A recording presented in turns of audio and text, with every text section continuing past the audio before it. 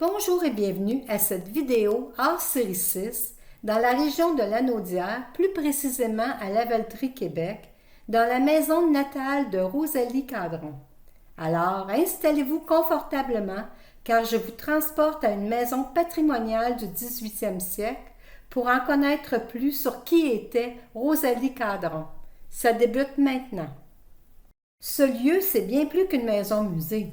C'est un jardin à découvrir, une boutique de produits 100% local, une aire de pique-nique, une salle d'exposition temporaire au sous-sol, un sentier pédestre de plus de 2 km en forêt derrière cette bâtisse. J'y reviendrai plus loin. Avant tout, intéressons-nous à ce site patrimonial.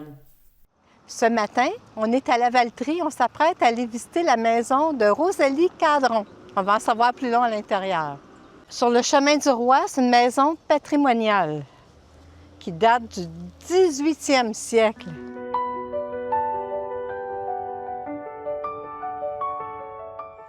On apprend sur la pancarte que, au début du chemin du Roi, la route de Montréal à Québec prenait 4 à 6 jours.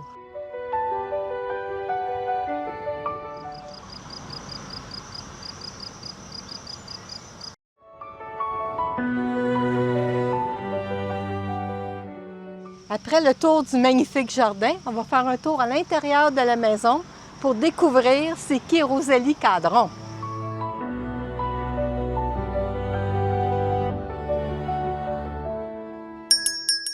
Oh, regarde ici! Est-ce que je rentre dans le cadre?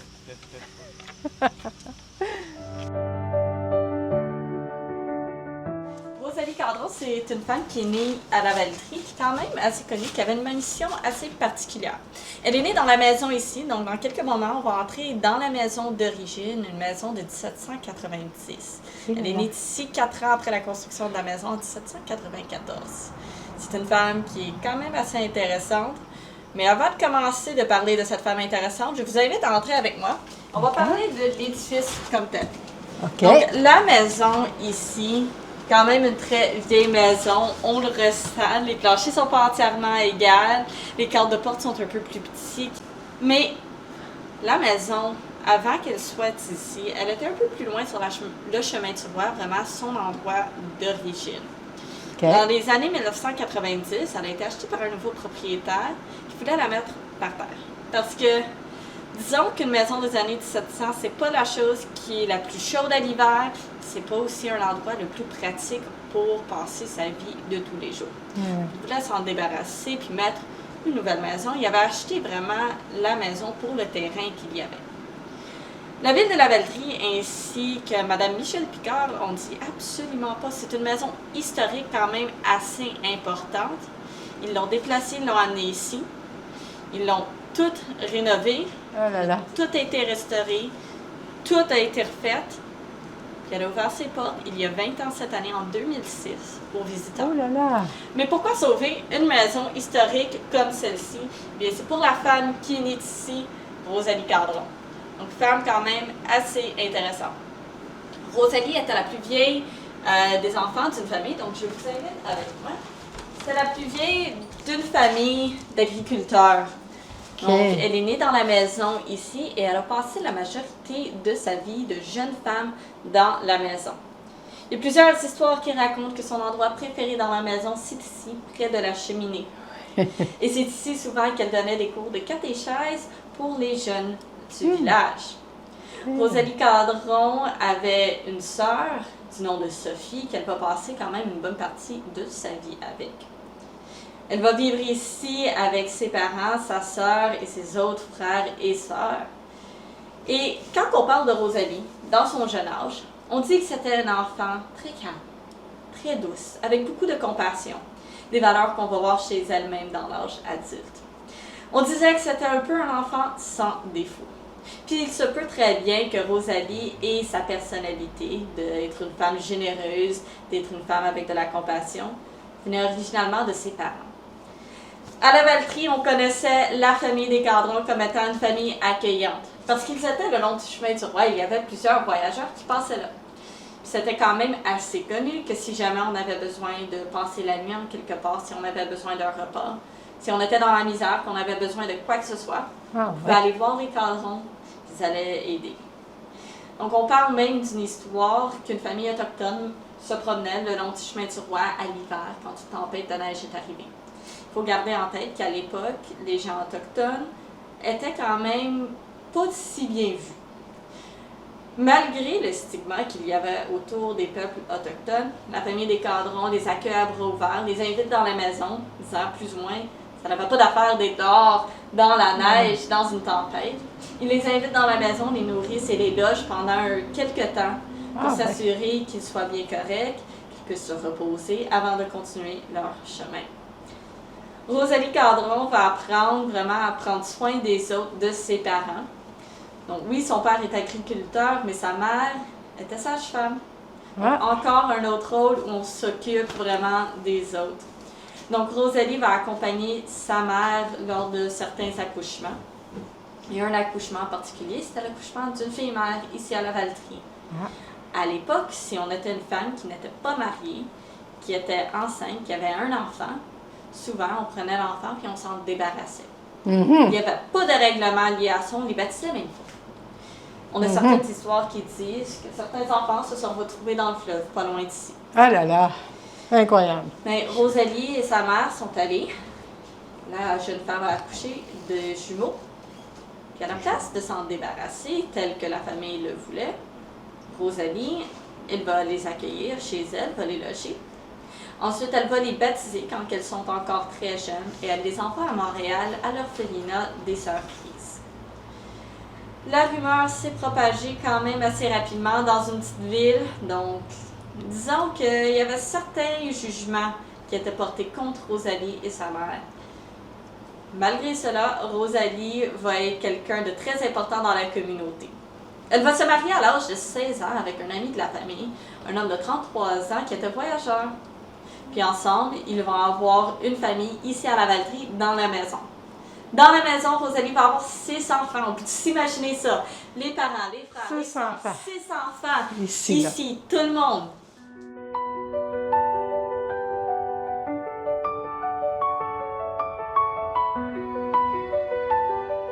Elle était très près de sa foi. C'était quelque chose qui était très important pour elle. Donc, elle enseigne le catéchèse à ses enfants. Puis aux voisins. Puis ensuite, tous les enfants à la Valtrie vraiment se rassemblent ici, toutes assis par terre alors qu'elle est en train de tisser avec un vieux métier à tisser similaire à celui-ci, ou qu'elle est en train de filer sa laine. À l'époque de Rosalie, si on voulait faire des vêtements, du linge de maison, donc des choses comme le napperon qui se trouve derrière vous, il fallait le faire vraiment dans la maison à partir de la laine de ses moutons. Parce que son père était agriculteur, ils avaient plusieurs moutons. Donc, ils vont être capables de tondre la laine, la filer, puis faire leur propre vêtement. Maintenant, Rosalie va passer une bonne partie de sa vie ici, sauf qu'il y avait un petit problème. Parce que si on a 6 enfants, puis qu'il faut diviser la terre entre les enfants qui venaient des parents, puis ensuite les enfants de Rosalie, éventuellement, on manque de terrain. Donc, en 1822, après le décès de son père, Rosalie et son mari vont vendre la maison ici. Ils vont se rendre d'abord à Saint-Hyacinthe, ensuite à Berchères, puis éventuellement à Montréal. Donc, ils vont quitter la Valtrie, l'endroit où elle a passé la majorité de sa vie, l'endroit où elle a eu des années très heureuses, pour ensuite se rendre à Montréal. Puis disons que ça n'a pas toujours été facile à Montréal. Ils se sont retrouvés dans la pauvreté. Ils sont rendus à Berchères où la sœur de Rosalie, Sophie, va se marier. Ils vont passer quelques temps avec la famille de Sophie. Éventuellement, ils vont se rendre à Montréal pour repartir à neuf dans la pauvreté. La mission telle qu'on la connaît aujourd'hui. Donc, ils arrivent à la fin des années 1820 à Montréal. Mais en 1832, tragédie, épidémie. L'épidémie de? Choléra. C'est l'épidémie de choléra à cette époque-là. Malheureusement, le mari de Rosalie va être atteint du choléra. Il décède en moins de 24 heures. Eh là là.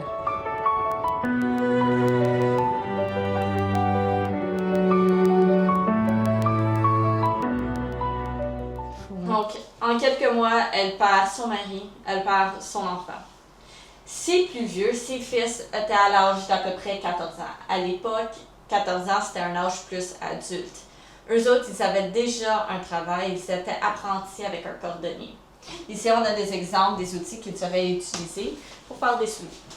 Okay. Aujourd'hui, on ne pense pas à être cordonnier comme étant vraiment un emploi avec beaucoup de gloire. Mais si on y pense, c'est qui porte des souliers? Ah, tout le monde. Tout le monde. Ben ouais. Il y avait tout le temps de la job, il y avait tout le temps de l'argent qui rentrait. C'était quelque chose de très stable, surtout en ville. OK. Donc, ces deux fils étaient logés, nourris, ils apprenaient comment être cordonniers. Fait que déjà en partant, Rosalie avait moins d'enfants à s'occuper. Même si c'était un temps très difficile, Rosalie va vraiment se dévouer à sa foi. Il faut se dévouer aux autres. Sa dévotion envers les autres et sa dévotion envers la foi va attirer l'attention d'un homme qui était prêtre à l'époque, qui est éventuellement devenu Monseigneur. Monseigneur Bourget, dont on a une photo juste ici. C'est jeune prêtre. Donc, il avait remarqué que Rosalie, dans son deuil, elle s'occupait vraiment des autres, elle allait vers les autres. Il avait aussi remarqué, puisqu'elle avait appris le métier de sage-femme de sa mère, qu'elle accueillait n'importe qui avait des accouchements difficiles, qui se retrouvaient à être un peu rejetés de la société, notamment les filles-mères. Okay. Voyant son énergie, son dévouement, il décide d'aider Rosalie et de lui donner la mission d'aider les filles-mères.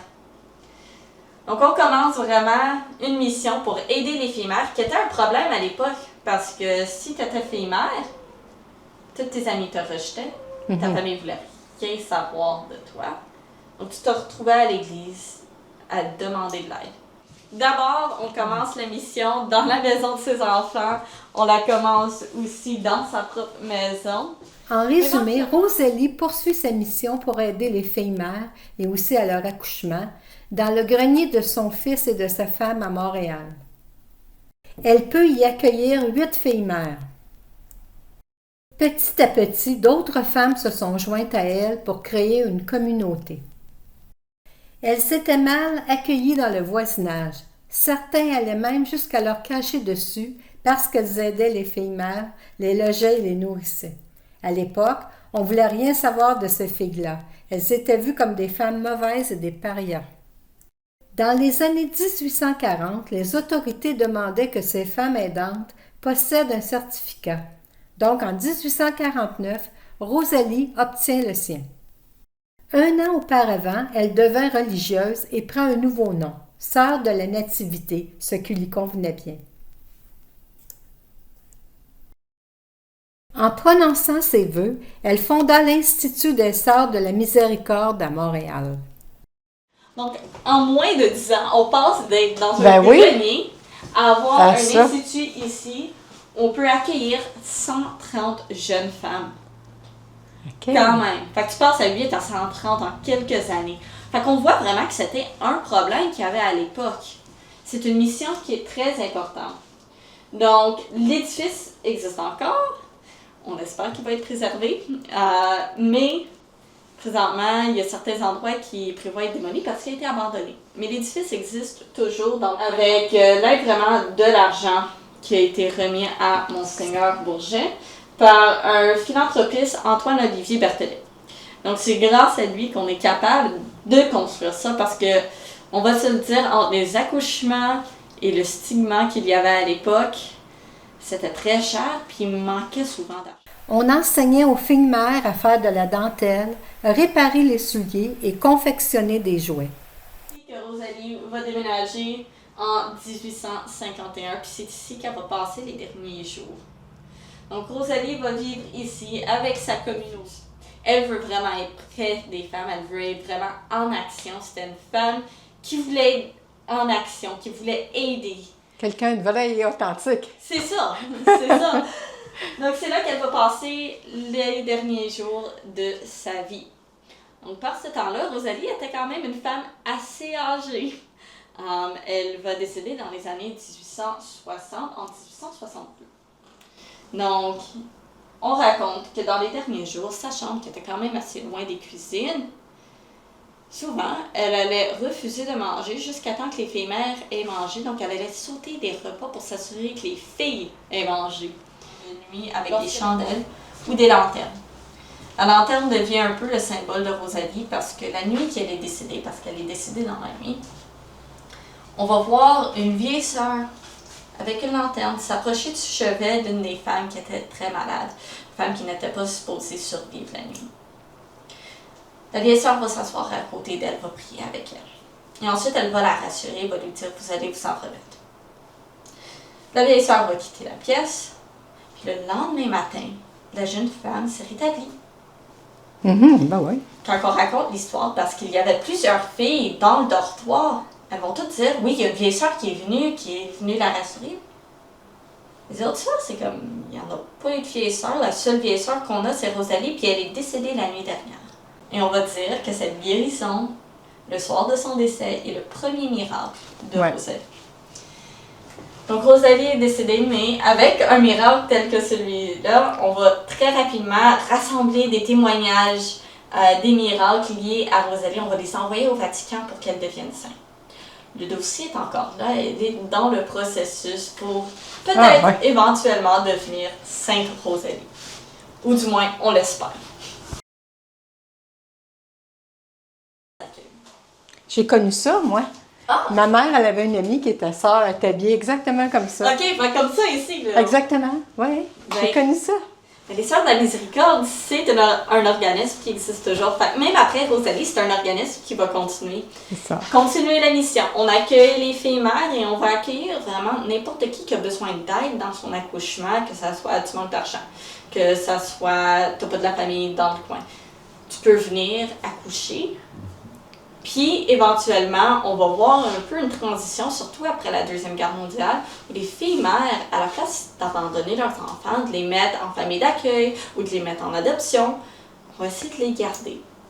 Puis, une des raisons pour cela, c'est que pendant la Deuxième Guerre mondiale, il y a plusieurs jeunes femmes qui étaient soit fiancées, soit qui sortaient avec des hommes qui sont partis au front et qui ne sont jamais revenus. Donc, on va voir quand même plusieurs familles où c'est une mère avec son enfant. Parce que jusque dans les années 50-60, c'était vraiment les sœurs qui s'occupaient des crèches pour les bébés. Puis on va voir plusieurs jeunes femmes, souvent des femmes qui n'étaient pas mariées ou qui venaient de se marier, qui vont travailler en tant qu'infirmières. Puis elles vont s'occuper des bébés pendant que les filles vont suivre des cours, pendant que les filles vont vraiment se rétablir. On va s'occuper des enfants. On va aussi voir un changement au niveau des méthodes d'adoption. Parce qu'on va voir ici, on a une annonce pour l'adoption. L'adoption, même aujourd'hui, ça coûte de l'argent. Oui. Sauf qu'à cette époque-là, il y avait certains autres critères, on va dire, pour adopter un enfant. Il fallait que tu sois catholique ou juif. Il fallait que tu aies beaucoup d'argent. Il fallait que ça soit une famille stable. En d'autres mots, un mari, une femme qui sont ensemble. Si ce n'était pas le cas, tu ne pouvais pas adopter l'enfant. Donc avec ces critères-là, on ne pensait pas souvent aux autres critères comme est-ce que c'est pour les bonnes raisons, est-ce que c'est une bonne famille. Donc souvent, on va voir des familles qui venaient des États-Unis, qui venaient ici à Montréal, qui adoptent l'enfant, des familles riches, qui vont ramener l'enfant puis qui vont l'utiliser comme main-d'œuvre. On va voir plusieurs familles, même ici, qui vont adopter l'enfant, mais pas nécessairement l'intégrer dans l'unité familiale. C'est vraiment un peu autre. C'était... Un peu un esclave, hein? Un peu. Ouais. Puis c'est ça qu'on va voir. Donc, pour plusieurs enfants qui ont été mis en adoption, la meilleure situation, c'est si tu avais une famille qui t'accueillait, qui te traitait comme un des leurs. Ça, c'était le jackpot. Mais après la Révolution tranquille, ça va changer quand même parce qu'on commence à suivre tant minute, ça n'a pas vraiment d'affaire là. Parce que souvent, ces méthodes d'adoption, c'était les grandes autorités de l'Église, moins les sœurs individuellement. On va dire que les sœurs grises, eux autres, ils ne voulaient rien à faire. Eux autres, c'était vraiment on veut des bonnes familles pour nos enfants, on veut qu'ils soient bien adoptés. Ben oui. Mais il faut respecter ce que les grandes autorités de l'Église te disent. Fait que même si tu veux vraiment pas, t'as pas le choix de le donner à la famille qui ont payé l'argent pour l'avoir. À travers l'Amérique du Nord et à travers le monde. On va voir des maisons de Rosalie, des maisons Rosa, des instituts qui portent vraiment son nom et sa mission un peu partout dans le monde, notamment en Afrique, en Amérique du Sud et en Asie, où c'est encore même un problème aujourd'hui, où les communautés ont beaucoup de stigmas liés aux filles qui ne sont pas mariées avec des enfants.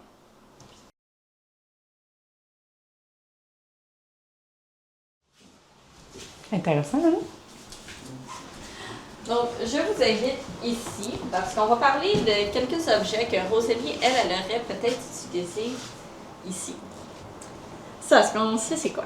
Non, c'est un savon. C'est un savon, le savon J'ai du pays. pensé. Donc, vraiment un savon exceptionnel. C'était ton lave-tout. Fait que si tu avais des vêtements, tu avais du sang sur tes vêtements, tu avais de l'herbe, de la terre, des choses qui étaient quand même assez communes. Un détachant. Détachant. C'est un peu comme le savon de Marseille? Un peu. OK. L'autre chose qu'on a ici, on a des cuillères. Parce que les cuillères, c'était un objet quand même assez précieux. C'était très cher, des cuillères. Ah, Fait ouais. que souvent, chaque personne dans la famille avait sa propre cuillère, sa propre fourchette, son propre couteau, puis les gardait avec eux. Sauf que si jamais ta cuillère elle casse, tu t'en vas pas t'en chercher un autre, tu vas pas l'acheter, là. Ça, c'est cher. Donc à la place, on va avoir des moules à cuillère comme celui-ci. Ben voyons donc. Tu vas faire refondre ta cuillère, puis tu vas la mettre dans ton moule. Tu le laisses refroidir. Puis quand c'est refroidi, tu as une nouvelle cuillère, toute neuve. Évidemment, il faut que tu la sables, enlever le bout, parce que ça, c'est pas bien de manger avec. Non, hein? C'est pas la chose la plus plaisante. L'autre chose qu'on va voir à l'époque de Rosalie, j'ai mentionné qu'on n'avait pas vraiment d'électricité. Il faut quand même s'éclairer le soir. Donc, on va voir des lampes à l'huile comme celle. C'est ça. C'est ça. On va avoir des chandeliers vraiment avec des chandelles. Mais les chandelles, encore une fois, c'est cher. Mais si tu as tes propres abeilles, tu peux récolter la cire. Tu vas être capable de faire tes propres chandelles avec un moule en chandelle. C'était souvent une tâche qu'on... Ici aussi, on a un objet assez intéressant. Pas du beurre? Non. Crème glacée? D'autres idées? Moi, j'aurais pensé le lait, là, pour le lait. C'est Non? pas pour le lait. C'est une machine à pain. À pain? Pour faire ton pâton. Ah ouais, non, ouais. Donc, ce que tu fais, tu as même les instructions dessus. Fait que, machine très simple. Tu mets tes ingrédients, tu prends ta manivelle, tu la tournes, puis ça fait ton pâton. Dans le four à pain, comme celui qu'on a à l'extérieur, pour faire cuire ton pain. Pas d'eau courante. Pour aller aux toilettes, tu avais une bécosse sur le terrain, mais pour ton eau, pour faire à manger, il fallait que tu ailles le chercher dans le puits. Puis on va utiliser quelque chose comme ceci, que tu mets autour de ton cou, à côté sur tes épaules, avec un seau de chaque côté. Donc c'est plus facile de transporter des gros seaux d'eau. Puis ça, c'est une tâche qu'on assignait aussi aux enfants. Donc on en voit plusieurs exemples qui sont de grandeur pour enfants. Ben voyons donc. Les plus petits seaux, évidemment. Ben oui. Mais les enfants, à cette époque-là, participaient vraiment À la au vie, ben travail.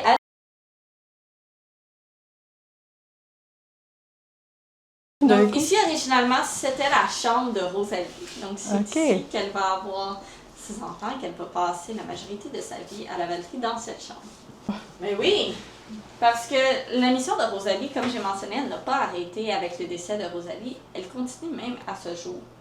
Ici, on a des valises parce que souvent, les filles vont simplement remplir une valise des choses qui sont les plus importantes, vont quitter et leur identité devient entièrement leur valise. T'as rien d'autre.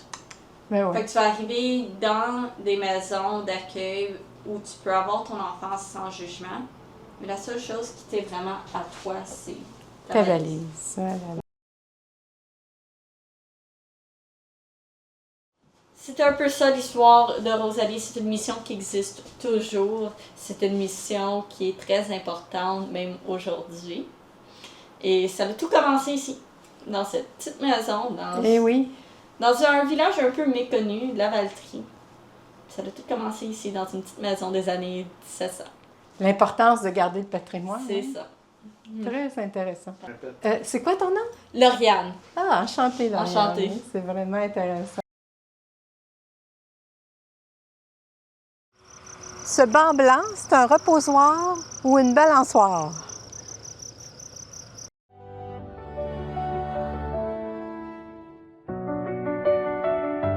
Quelques photos en rafale du jardin.